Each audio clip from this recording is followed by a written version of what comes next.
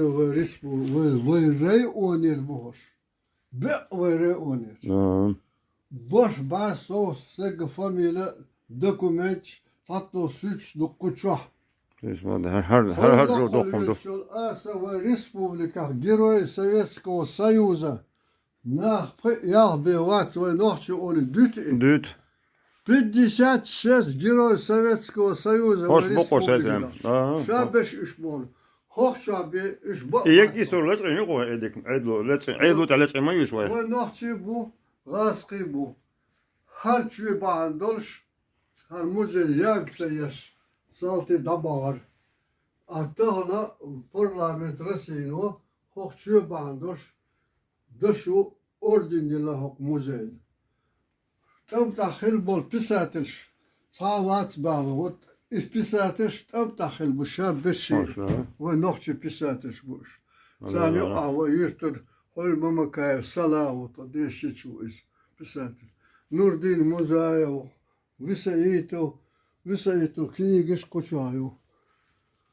Šavegi u hara mom ak, honiš dok bo Muhammed Mamakari, Hosun Beş, Hasan, Hamid boşçe kısıyormuş.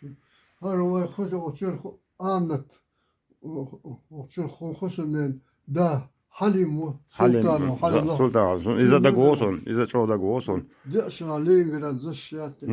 Hoş Brest tahil bul ve nohçi bu. Hoş ve reon yahil bul. Zışittiki Brest'i. Muzey Brest koş hokun kopi. Ja son gneus on. Så keskes möglich ist. Simya igen seks. Ja, wie hoş. Hoş ve nohçi. Sani apre o yurturu. Ja, on des. Tom bol şikir hal Brest'ta.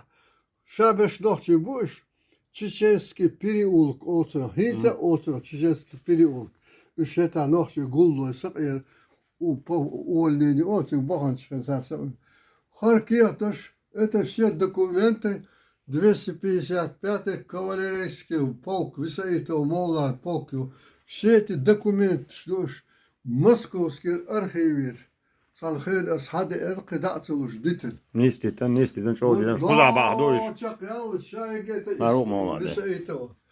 Her Moğladın hol noç Nemçoçun yıl keçin govrir boşak. Adik do dokduç. Kabardins. Kutu dol del du.